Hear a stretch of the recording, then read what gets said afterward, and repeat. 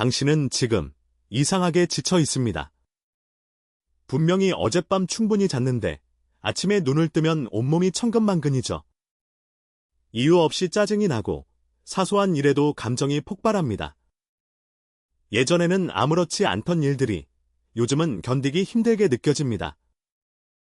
혹시 이런 생각을 해본 적 있습니까? 왜 나만 이렇게 힘든 걸까? 다른 사람들은 잘 사는 것 같은데 왜 나만 이 모양일까? 그런데 오늘 이 영상에서 당신이 반드시 알아야 할 충격적인 사실을 말씀드리겠습니다. 지금부터 말씀드릴 7가지 증상 중 3가지 이상 해당된다면 당신은 지금 영적 공격을 받고 있는 것입니다. 그리고 영상 마지막에 이 공격에서 완전히 벗어나는 강력한 방법을 알려드릴 테니 절대 끝까지 놓치지 마세요. 이것을 모르고 지나가면 당신은 계속해서 원인 모를 고통 속에 살게 될 것입니다. 많은 사람들이 자신의 상태를 단순히 스트레스 탓으로 돌립니다. 요즘 일이 많아서 그래. 날씨가 흐려서 그런가 봐. 원래 내가 좀 예민한 편이야. 이렇게 합리화하면서 넘어가죠. 하지만 성경은 우리에게 분명히 경고하고 있습니다. 에베소서 6장 12절 말씀을 들어보세요. 우리의 씨름은 혈과 육을 상대하는 것이 아니요 통치자들과 권세들과 이 어둠의 세상 주관자들과 하늘에 있는 악의 영들을 상대함이라. 이 말씀이 무엇을 의미합니까? 당신이 겪고 있는 그 무거움, 그 피로함, 그 답답함이 단순한 육체적 문제가 아닐 수 있다는 뜻입니다. 보이지 않는 영적 세계에서 지금 이 순간에도 치열한 전쟁이 벌어지고 있죠. 그리고 당신은 알든 모르든 그 전쟁터 한가운데 서 있습니다. 문제는 대부분의 사람들이 이 사실을 전혀 모른 채 살아간다는 것입니다. 적이 공격하고 있는데 공격받는 줄도 모르고 당하고만 있는 것이죠. 왜 그럴까요? 그 이유는 잠시 후에 자세히 말씀드리겠습니다. 지금은 먼저 7가지 증상을 하나씩 점검해 보겠습니다. 해당되는 것이 있다면 절대 가볍게 넘기지 마세요. 이것은 당신의 영적 생명이 걸린 심각한 문제이기 때문입니다. 이유 없는 극심한 피로감, 이것이 첫 번째 증상입니다. 잠을 아무리 자도 개운하지 않습니다. 8시간을 자도 10시간을 자도 몸이 늘 무겁게 느껴지죠. 아침에 일어나는 것 자체가 고역입니다. 병원에 가서 검사를 받아봐도 특별한 이상이 없다고 합니다. 혈액 검사 정상, 간 기능 정상, 심장 기능 정상. 의사는 별 문제 없으세요. 좀 쉬세요 라고 말하죠. 그런데 당신은 알고 있습니다. 분명히 뭔가 잘못되었다는 것을요. 검사 결과는 정상인데 당신의 몸은 분명히 정상이 아닙니다. 마치 보이지 않는 누군가가 당신의 생명력을 조금씩 빨아들이는 것처럼 느껴지죠. 이것은 결코 우연이 아닙니다.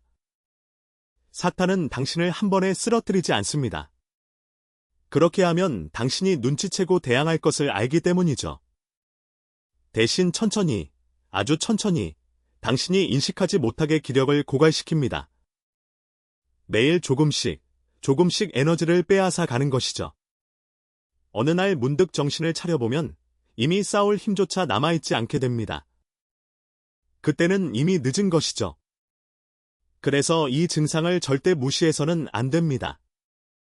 하지만 이것보다 더 무서운 것이 있습니다. 다음 증상은 당신의 영적 생명줄 자체를 끊으려는 직접적인 공격입니다. 기도가 하기 싫어지고 성경이 손에 잡히지 않습니다. 이것이 두 번째 증상이죠. 예전에는 기도할 때 마음의 평안함이 찾아왔습니다. 하나님과 대화하는 그 시간이 하루 중 가장 소중했죠. 그런데 언제부턴가 기도하려고만 하면 졸음이 쏟아집니다. 무릎을 꿇으면 갑자기 피곤해지고 눈이 감깁니다. 성경을 펴면 어떻습니까? 갑자기 다른 생각들이 홍수처럼 밀려 들어오죠. 내일 해야 할 일이 뭐였지? 그 사람이 나한테 왜 그런 말을 했을까? 다음 달 카드값은 어떻게 내지? 도무지 집중이 되지 않습니다. 한 구절을 읽는데 10번을 다시 읽어야 하죠. 결국 포기하고 성경을 덮어버립니다. 이것은 절대 우연이 아닙니다. 원수 마귀가 가장 두려워하는 것이 무엇인지 아십니까? 바로 당신의 기도입니다. 기도하는 성도는 완전 무장한 군사와 같습니다. 야고보서 5장 16절에서 이렇게 말씀하고 있죠. 의인의 간구는 역사하는 힘이 큼이라. 당신의 기도에는 실제로 역사하는 강력한 능력이 있습니다. 그래서 사탄은 어떻게든 당신이 기도하지 못하도록 온갖 방해 공작을 펼치는 것이죠. 졸음, 잡념, 귀찮음, 게으름, 핑계거리들. 이 모든 것이 우연히 찾아오는 것이 아닙니다. 철저하게 계획된 공격입니다. 그런데 여기서 끝이 아닙니다. 세 번째 증상은 당신이 가장 무방비한 순간, 바로 그 틈을 노립니다. 요즘 악몽을 자주 꾸십니까? 한밤중에 갑자기 깨어났을 때 온몸이 식은땀에 젖어 있던 적이 있습니까? 심장이 터질 것처럼 두근거리고 공포에 질려서 숨을 몰아쉬던 적이 있으신가요? 쫓기는 꿈, 높은 곳에서 떨어지는 꿈, 알 수 없는 어둠의 존재에게 압도당하는 꿈. 누군가가 당신을 해치려 하는 꿈, 사랑하는 사람에게 끔찍한 일이 일어나는 꿈. 이런 꿈들이 반복된다면 이것은 매우 심각한 영적 신호입니다. 밤은 영적 전쟁이 가장 치열하게 벌어지는 시간이죠. 당신이 잠든 사이, 의식의 방어막이 완전히 내려간 그 순간을 어둠의 세력은 호시탐탐 노립니다. 시편 91편 5절은 이렇게 말씀하고 있습니다. 너는 밤에 찾아오는 공포를 두려워하지 아니하며. 이 말씀이 의미하는 바가 무엇입니까? 밤에 공포가 찾아올 수 있다는 것을 전제하고 있는 것이죠. 성경은 영적 세계의 현실을 숨기지 않습니다. 하지만 동시에 하나님을 신뢰하는 자는 그 공포를 이길 수 있다는 약속이기도 합니다. 당신이 악몽에 시달리고 있다면 잠들기 전에 반드시 해야 할 일이 있습니다. 아주 강력한 방법이 있죠. 그것은 영상 마지막 부분에서 구체적으로 알려드리겠습니다. 지금은 네 번째 증상으로 넘어가겠습니다. 이것은 당신의 소중한 인간관계를 파괴하는 교활한 공격입니다. 갑자기 가까운 사람들과 다툼이 잦아졌습니다. 사소한 말 한마디에 깊은 상처를 받고 작은 오해가 걷잡을 수 없는 큰 싸움으로 번지죠. 부부 사이에 찬바람이 불기 시작합니다. 같은 침대에서 자면서도 마음은 1000리 밖에 있는 것 같습니다. 부모와 자녀 사이에 보이지 않는 벽이 생기죠. 대화가 단절되고 서로를 이해할 수 없게 됩니다. 오랜 친구와도 서먹해지고 교회 성도들과도 불편해집니다. 당신은 생각합니다. 왜 다들 나한테 이러는 거지? 내가 대체 뭘 잘못했길래 이런 대우를 받는 거야? 그러다 점점 사람들을 피하게 되죠. 그래, 혼자가 편해. 사람들이랑 있으면 피곤해. 하지만 여기서 진짜 중요한 사실을 알려드리겠습니다. 진짜 문제는 그 사람들이 아닙니다. 이것이 바로 사탄의 전략이기 때문이죠. 분열시켜라. 고립시켜라. 혼자 만들어라. 사탄은 당신을 외롭게 만들고 싶어 합니다. 왜 그럴까요? 무리에서 떨어져 나온 양은 잡아먹기 쉽기 때문입니다. 베드로전서 5장 8절의 경고를 들어보세요. 근신하라 깨어라. 너희 대적 마귀가 오는 사자같이 두루다니며 삼킬 자를 찾나니. 사자가 사냥하는 방식을 아십니까? 무리 전체를 공격하지 않습니다. 그건 너무 위험하고 비효율적이기 때문이죠. 대신 무리에서 떨어져 나온 약하고 외로운 개체를 노립니다. 가장 취약한 대상을 골라서 공격하는 것이죠. 당신이 최근 관계에서 끊임없이 갈등을 겪고 있다면 그 뒤에 누가 있는지 영적으로 분별해야 합니다. 진짜 원수는 당신의 배우자가 아닙니다. 진짜 원수는 당신의 부모나 자녀가 아닙니다. 진짜 원수는 당신의 친구나 동료가 아니죠. 그들 뒤에서 관계를 무너뜨리려고 역사하는 어둠의 세력이 있습니다. 하지만 5번째 증상은 이것보다 훨씬 더 교묘합니다. 왜냐하면 이것은 당신의 내면, 가장 깊숙한 곳을 직접 공격하기 때문이죠. 갑자기 이상한 생각들이 머리를 가득 채웁니다. 하나님이 정말 계실까? 내가 믿는 게 진짜 맞는 걸까? 기도해봤자 뭐가 달라지나? 교회 다녀봤자 내 인생은 그대로인데. 이런 의심이 끊임없이 밀려옵니다. 어느 순간에는 차마 입에 담을 수 없는 생각들이 스쳐 지나가죠. 불경스러운 생각, 음란한 생각, 심지어 폭력적인 생각까지. 당신은 깜짝 놀라며 스스로를 책망합니다. 내가 왜 이런 생각을 하지? 나는 정말 나쁜 사람인가 봐. 죄책감에 시달리고 자기 자신이 혐오스럽게 느껴지죠. 나 같은 사람이 어떻게 하나님의 자녀라고 할 수 있을까? 하지만 여기서 아주 중요한 진실을 알려드리겠습니다. 이것을 반드시 기억하세요. 그 생각은 당신의 것이 아닙니다.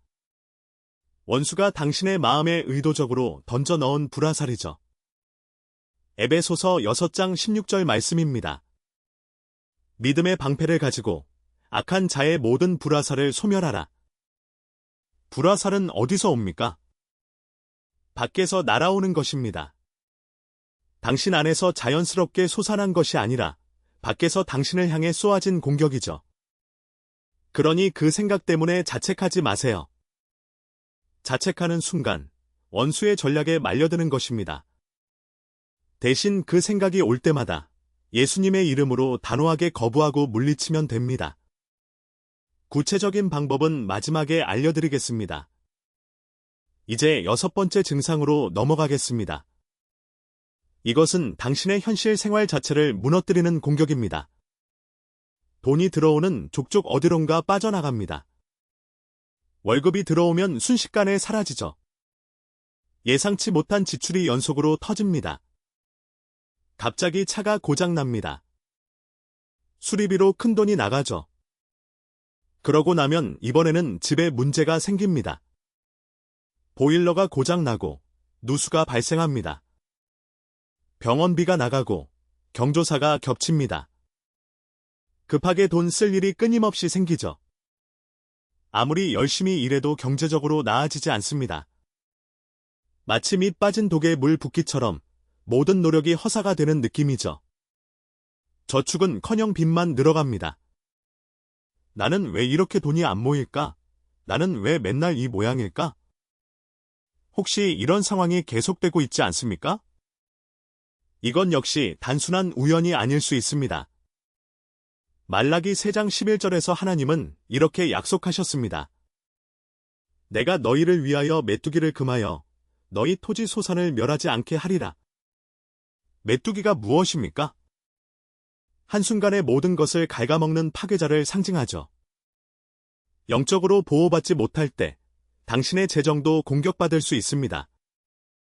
그렇다면 어떻게 이 파괴의 영을 막을 수 있을까요? 그 방법은 잠시 후에 말씀드리겠습니다. 지금은 마지막 7번째 증상을 말씀드려야 합니다. 이것은 7가지 중에서 가장 위험한 공격이기 때문이죠. 삶의 의욕이 완전히 사라졌습니다. 아무것도 하고 싶지 않죠. 예전에 좋아하던 것들이 더 이상 기쁨을 주지 않습니다. 취미도, 여행도, 맛있는 음식도 아무런 감흥이 없습니다. 미래에 대한 희망이 사라지고 모든 것이 무의미하게 느껴지죠.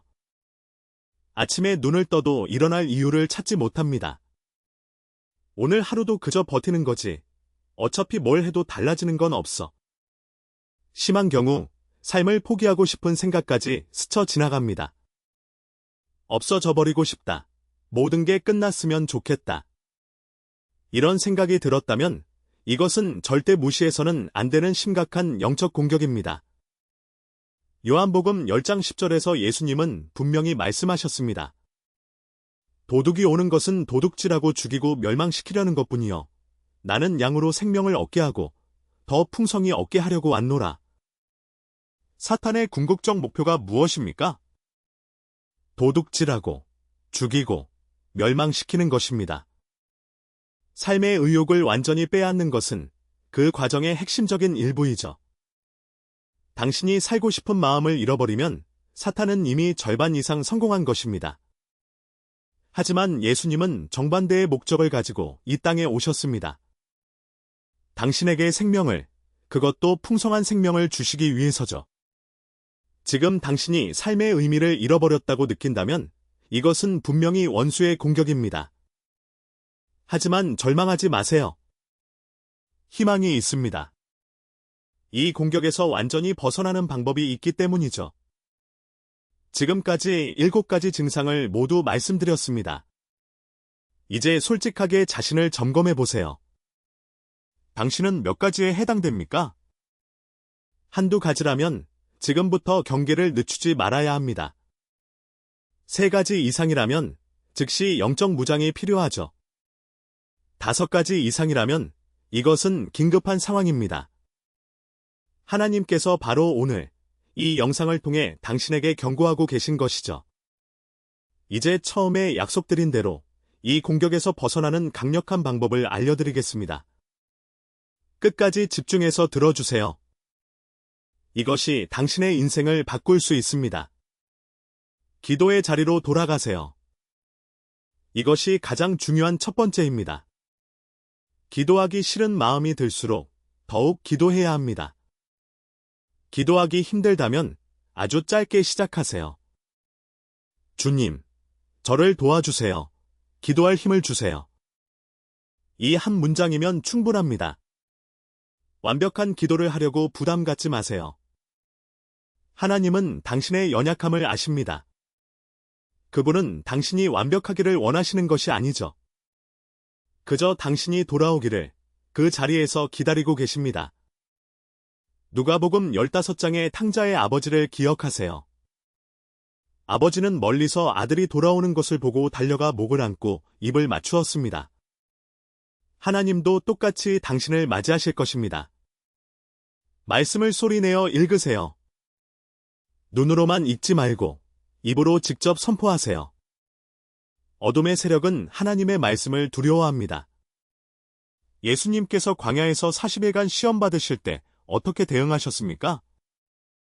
기록되었으되라고 말씀으로 직접 대적하셨죠. 당신도 똑같이 할 수 있습니다. 시편 91편 전체를 매일 소리내어 선포하세요. 에베소서 6장 10절부터 18절까지 영적 무장에 관한 말씀을 선포하세요.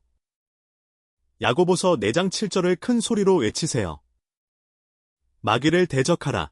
그리하면 너희를 피하리라. 이 말씀을 선포할 때 당신의 영적 권세가 회복됩니다. 예수님의 이름을 담대하게 사용하세요. 빌립보서 2장 10절의 말씀입니다. 하늘에 있는 자들과 땅에 있는 자들과 땅 아래에 있는 자들로 모든 무릎을 예수의 이름에 꿇게 하셨다. 예수님의 이름에는 하늘과 땅의 모든 권세가 담겨 있습니다. 악한 생각이 밀려올 때, 악몽에 시달릴 때, 두려움이 엄습할 때 담대하게 선포하세요. 예수 그리스도의 이름으로 명하노니 물러가라. 당신에게는 그 권세가 있습니다. 예수님을 믿는 모든 자녀에게 주어진 권세이죠. 사용하지 않으면 아무 소용이 없습니다. 반드시 선포하세요. 공동체 안에 머무르세요. 절대 혼자 싸우려 하지 마세요. 사탄은 당신을 고립시키려 합니다.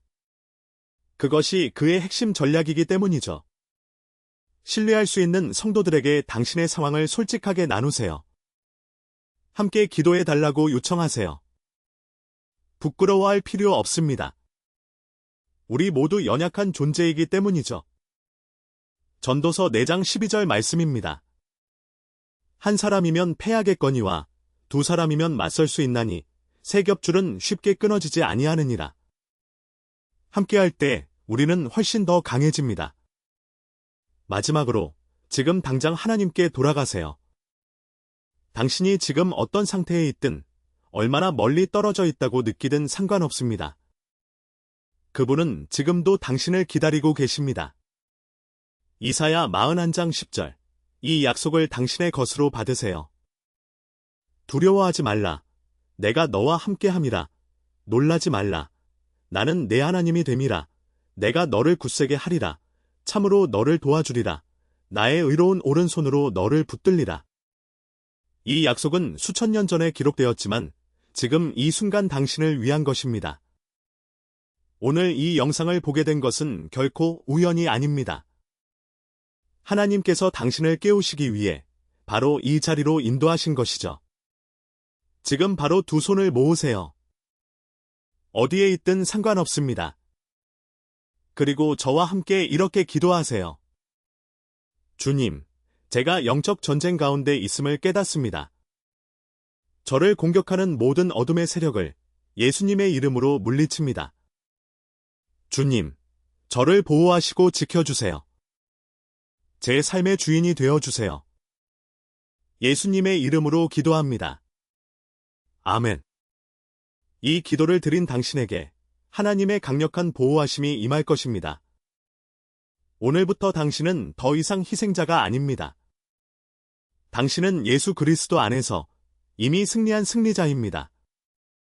이 메시지가 필요한 누군가에게 닿을 수 있도록 구독과 좋아요로 함께해 주세요.